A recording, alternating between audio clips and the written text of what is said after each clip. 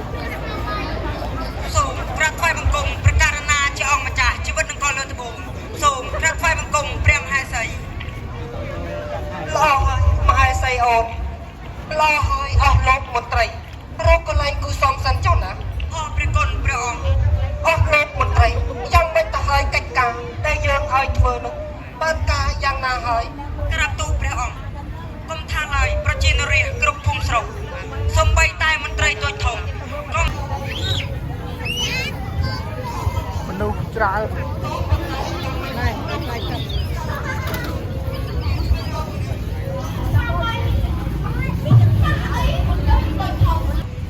សួនព្រះរាជដំណាក់កន្លែងព្រះអង្គចេញព្រះអង្គចោមឃើញថាមានបងប្អូនយើងគាត់នៅអង្គុយលេងច្រើនគូសមណាស់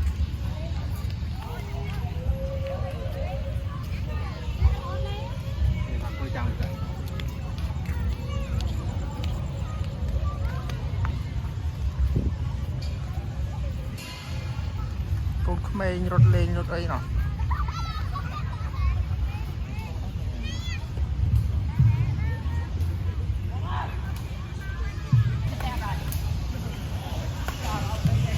ខាងនោះ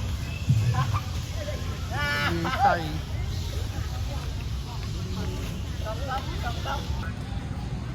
មានរូបការរំដួលនៅខាង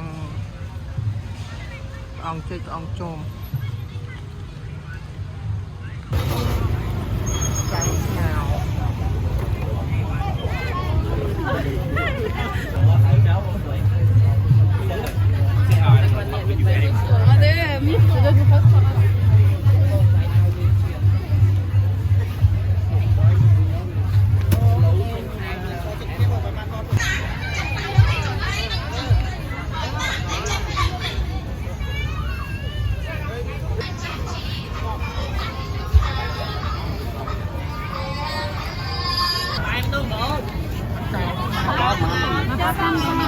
ខ្ញុំមកប្រអប់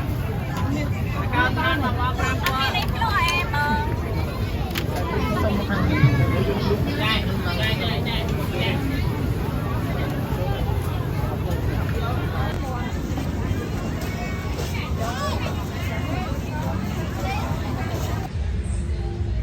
ដើរតាមមាត់ស្ទឹងទៅញ៉ាំអីនៅសាច់ចាស់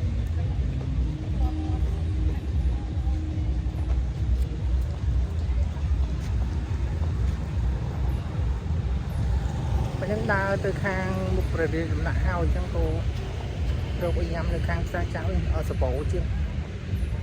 ខាងនោះសបោដែរតែលក្ខណៈគេគុំកម្មវិធី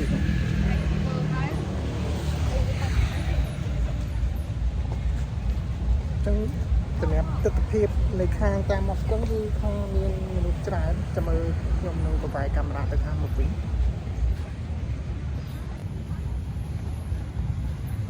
មានភ្លើងបំភ្លឺតាមមាត់ស្ទឹងសៀមរាបដែលការទស្សនៈរបស់ខ្ញុំនេះគឺខាងទៅខាងផ្សារចាស់វិញគឺឃើញថាមានមនុស្សច្រើនសម្រាប់ការអង្គុយលេងតាមមាត់ស្ទឹងបាទអញ្ចឹងឃើញថាមានភ្លើងភ្លឺតាមគោឈើនៅតាមមាត់ស្ទឹងនេះហើយមានបងប្អូនជីវត្តបានមកអង្គុយញ៉ាំអីនៅមាត់ស្ទឹងដែរអញ្ចឹងសម្រាប់តិចទៀតចិត្តដល់ចូលឆ្នាំខ្មែរប្រពៃណីជនជាតិខ្មែររបស់យើងឃើញមានការរៀបចំដាក់តាំងចងខ្សែបាទអញ្ចឹងគឺស្រស់ស្អាត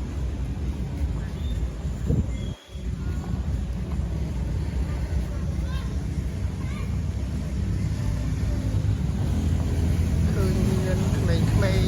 ៗពុកម្ដាយនាំកូនតូចកូនធំមករត់លេងកម្សាន្ត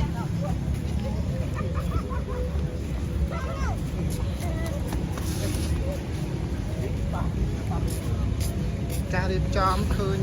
ចងកណាត់នៅតាមគោលឈើមានគ្រប់ពណ៌ហើយរៀបចំទៅដោយអំពូលភ្លើងពណ៌ផងដែរធ្វើថ្មនៅមាត់ទឹកមាត់ស្ទឹងនេះតាវ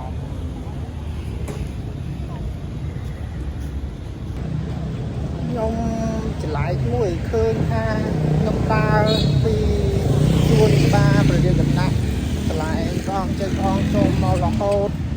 មកដល់ស្ពានចិត្តផ្សារវិត្រីអត់ឃើញមានការដាក់នៅធុងសម្រាប់ទេពីយ៉ាងមុនហ្នឹងខ្ញុំបានញ៉ាំអីតិចតួចហើយគោឥឡូវយួរអត់ឃើញដាក់ធុងសម្រាប់អត់ដឹងថាវាយ៉ាងម៉េចដែរគឺមានអារម្មណ៍មួយថាទីតាំងគឺអត់ទៅឲ្យធុងសម្រាប់ហ្មងពិបាកហើយដល់ពេលដែលភ្ញៀវដែលគាត់ចង់មកលេងត្រូវការដាក់សម្រាប់នៅតាមធុងវាមិនពិបាកវិញអញ្ចឹងខ្ញុំអត់មានអីរិះគន់ទេគ្រាន់តែថាចង់វាឆ្ងល់ខ្លួនឯងណាអញ្ចឹងណាបើនៅខាងរាជធានីភ្នំពេញកន្លែង Rock Street នៅមុខព្រះបរមរាជវាំងឃើញថាសម្រាប់ការដាក់នៅធុងសម្រាប់មានច្រើនហើយដល់ពេលមកដល់កន្លែងសួននៅខាងសៀមរាបនេះខ្ញុំឆ្ងល់ខ្លួនខ្ញុំវិញតាខ្ញុំថាហើយធុងសម្រាប់អត់ឃើញឥឡូវខ្ញុំបានមកដល់កន្លែងចិត្តដល់ផ្សារចាស់ដល់ស្ពានខាងនេះឥឡូវខ្ញុំបានធ្វើដំណើរមកទៀតតាមមាត់ស្ទឹងហ្នឹងផ្លូវដែលយើងអាចដើរតាមខឿនសួនច្បារហ្នឹងឬតាមដងផ្លូវឃើញថារហូតមកដល់ណាអត់មានឃើញធុងសម្រាប់មួយទេហើយកន្លែងទីតាំងដែលជាប់មាត់ស្ទឹងនេះកន្លែងនេះអត់ទៅមានការដាក់នៅភ្លើងបំភ្លឺនៅតាមដើមឈើដូចនៅខាងចាប់ពីផ្លូវស្ពានកន្លែងព្រះអង្គចេញព្រះអង្គចូលមកខាងផ្សារចាស់ហ្នឹងមកឃើញថាមានការរៀបចំដាក់ភ្លើងបំភ្លឺតែម្ដងណាអត់ឃើញទេហើយសម្រាប់ធុងសម្រាប់គឺអត់ឃើញដែរហ្មងឥឡូវទៅមើលសិនមានតែខាងបែបលក្ខណៈបែបខាងទីនៅខាងវិញអាហ្នឹងមាន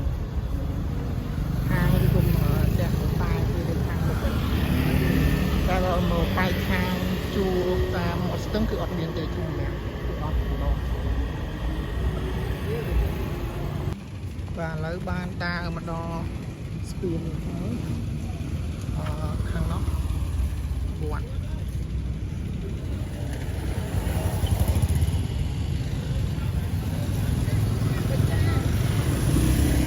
ដើរឆ្លងទៅច្បួរស្ពានអញ្ចឹងមកដល់នេះចាប់ដើមមានលូកច្រើនវិញអញ្ចឹងថែមធុងសម្រាប់ច្រើនបាទអញ្ចឹងនេះគឺជាសកម្មភាពខ្លះៗដែលខ្ញុំបានធ្វើការដើរលេងនៅ កន្លែងផ្សាររាត្រីក៏ដូចជាសួនព្រះរាជដំណាក់នៃព្រះអង្គចែកព្រះអង្គចោមជួបគ្នានៅវីដេអូក្រោយអរគុណច្រើនជម្រាបលាបាយបាយ